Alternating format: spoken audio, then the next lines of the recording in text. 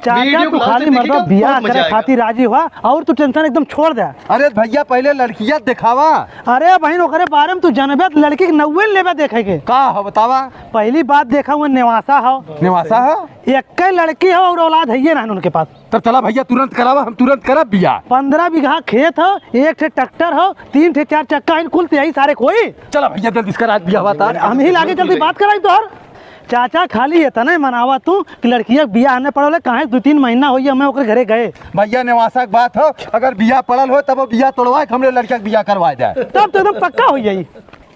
का हो जुगनू भैया। हाँ भैया तोरे लड़किया कब तो बियाह तय तमाम भाई ना। अब इन कत्तो ना ठिकान भाई बा तो ये लड़का देख ले करवा दे। हाँ लड़कवा ठीक है बाटे भैया बियाहत हमें कराई कोई जब हमरे भगवान ने क्या औलाद दे बाटे। चाचा करवा बियाह। हाँ भैया तुरंत करब, जब कहा बारात लेके आ जाइए हम। कहिए बारात लेके आइए भैया बिहाने बारात लेके चला लावा। ठीक है चलो बारात लेके आओ। चला जिंगन बेटा हुआ एक लोटा पानी लेके आवा था।